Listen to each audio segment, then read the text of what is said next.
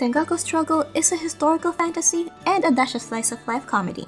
But will the gorgeous art, catchy music, and hunky ikemen be enough to actually make it worth playing? My name's Sasha and this is my review of the newly released otome Tengoku Struggle. I just finished the game and it took me about 50 hours or so. I'll be sharing what I liked and disliked and my experience, and hopefully, by the end of the video, you should have a good idea of whether or not this otome is for you. Just a gentle reminder that while we'll only show clips from the official channels, there might be some that you might consider minor spoilers. So grab your snacks and cozy up. Here are 7 things you need to know before playing Tengoku Struggle. First up is the story. The story starts with our heroine, Rin Emma, being tasked to round up escapees from Hell. She is the adoptive daughter of the King of Hell, King Enma, and a newly appointed Hell Guardian. To help her with this task are 4 prisoners from Hell. Unfortunately, Rin has a deep mistrust of prisoners and men, which makes things complicated as the 4 prisoners have declared their hatred for women as well. I'm not gonna lie, the start of the common route was pretty chaotic, not that the rest of the routes are anything less. I guess you just kind of get used to it. But it's not a bad thing. While the sense of urgency is a bit distorted, it goes from a serious scene to a slice-of-life relaxing tone at the drop of a hat. The exchanges for me are refreshing. I didn't think I'd enjoy the historical fantasy in a modern setting that much, but I guess I was curious enough to check it out. Though I don't think the game has found the right balance, I find that it doesn't bother me that much. It's a case of managing your own expectations. I don't think the game is taking itself too seriously either way. The male chauvinism at the start did get under my skin for a while, but I'm glad that Rin showed them who's boss. This is a trigger warning, especially since it's pretty prevalent at the start. The route recommendation from least plot spoilers is Kikunosuke, Yona, Sharaku, Jack, then Goemon. Note that you only unlock Jack's route after you finish the happy endings for Kikunosuke, Yona, and Sharaku, while you unlock Goemon's route once you finish Jack's happy ending. Up next is the love interests. Kikunosuke Uga made a name for himself as Master Thief Benten Kozo in his past life. His desire allows him to transform into a wolf, but he has to eat a lot to keep his power in check. He's voiced by Soma Saito, known for his work as Ives from Verge Evermore, Shungen from Birushana, and Akase from Charade Maniacs. The romance in his route is subtle, but I do feel that it progresses naturally. It has a similar vibe to that of a fluffy high school shoujo, and the supporting cast shines the most in this route in my opinion. I'm glad that the central conflict in his route could be resolved amicably, even though there are some disturbing scenes. Aside from being able to move forward from his past, the character development personality-wise doesn't have a significant change, probably because he was already a well-written, well-liked character from the beginning. Yona Murakami. He was part of the Murakami Pirates in his past life. He has red hair and blue eyes due to not being fully Japanese. He's voiced by Ryota Suzuki, known for his work as Minorikawa from Jack John, Ash Meyer from Desperate Drops, and Sugawa Genosuke from Him, Smile and Bloom. I have to admit, he's not my favorite tsundere. The concept of a tsundere having a too honest personality is funny to me, especially because of the contradiction. He has a very traditional worldview, which is why you're supposed to understand why he acts the way he does. But that doesn't cut it for me. He does, however, have one of the better character development among the love interests. His interactions with Rin do get adorable at the later parts of his route. Shiraku Toshusai, known as an ukiyo-e artist in his past life. He's a spendthrift as well as a homemaker obsessed with keeping things neat and tidy. He's voiced by Kaito Ishikawa, known for his work as Il from Cafe Enchante, Lucien from Even If Tempest, and Dante from Pio Fiore. I quite enjoyed the banter between Sharaku and Rin on his route. In every route, he nags and is critical about everyone, but it's just what the team needs to keep moving forward. His date scenes are one of my favorites, and I love how at the start, it felt that Sharaku had Rin in the palm of his hands, and by the end, it was the opposite, although Sharaku would never admit it. As for the central conflict of his route, I found that I wasn't too interested in it. Not that it was anything less than the other routes, but the opposing party felt a bit one-dimensional for me, and I guess I'm just that much more invested in their romance. Jack, a singer-songwriter on the rise through his streams.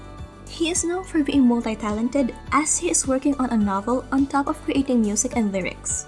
But his private life is shrouded in mystery.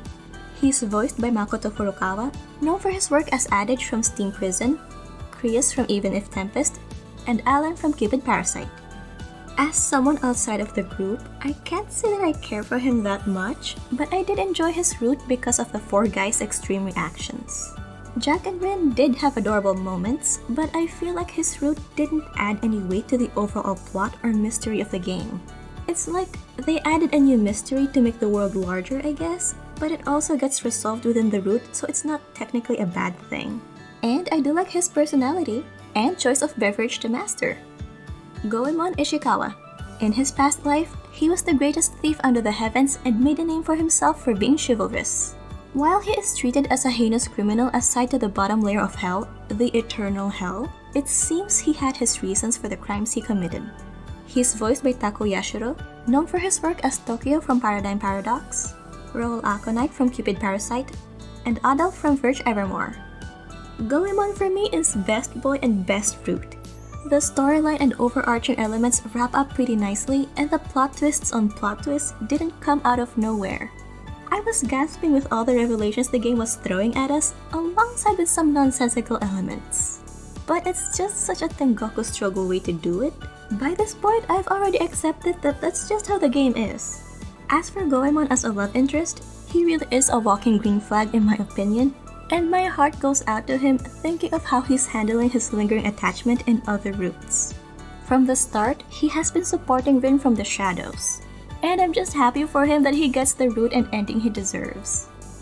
Then we have the heroine. Rin Enma is such a mood. She gets disheartened easily, but stands up for her beliefs just as fast.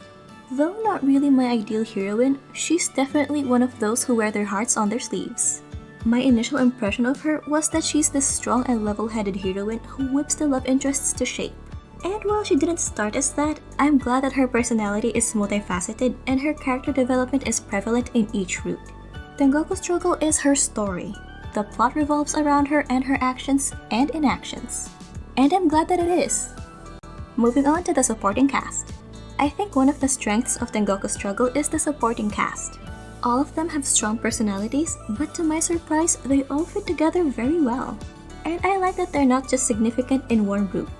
All of them have something to bring to the table in at least two routes with different love interests.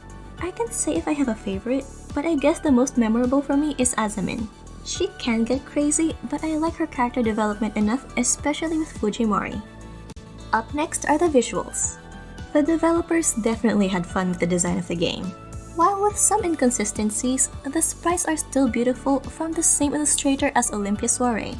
And the backgrounds are a delight to experience since you can see different variations depending on the time of day and items the cast has acquired. Tengoku Struggle has an additional feature where you can set the love interest and background on the title page. It will come with the basics at first, but as you complete the endings, more options will be available. My favorite part here would be that the background you choose will also have variations depending on the time of day, similar to some mobile games. I also like how the report gets updated as you get to know the love interests. As you go through the specific chapters of the route, things you know about them increase, like their hobbies, special skills, and the like. Then we have the audio. The game's soundtrack is pretty fun. The opening song, I Will Go Where I Please, is catchy and upbeat. This is the same song used in the trailer, while the ending song Beautiful is sweet and uplifting. My favorite though would have to be the bad ending theme, Wishful Thinking Theory. The song is catchy and gets a bit poppy, which is in contrast to a pretty sad ending. The background music are beautiful and on point, whether they are in a busy area in hell or just shopping in the supermarket. The added touch of sound effects and transitions are also really nice. Moving on, we have the value for price. The game is priced at about the average price of any Access commercial title, but even with the art alone, I would already get this game. And to add to that, I believe that with all the assets, the music, story, voices, and the additional gameplay, the price is just right.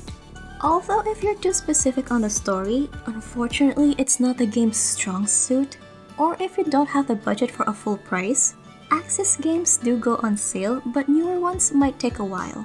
So if you're willing to wait, getting it on sale is an option. Overall, Tengoku Struggle is a mood, and can be considered an acquired taste. While it doesn't take itself too seriously, the game does tackle some serious real-life issues, which can be triggering for others, but otherwise still a welcome discussion.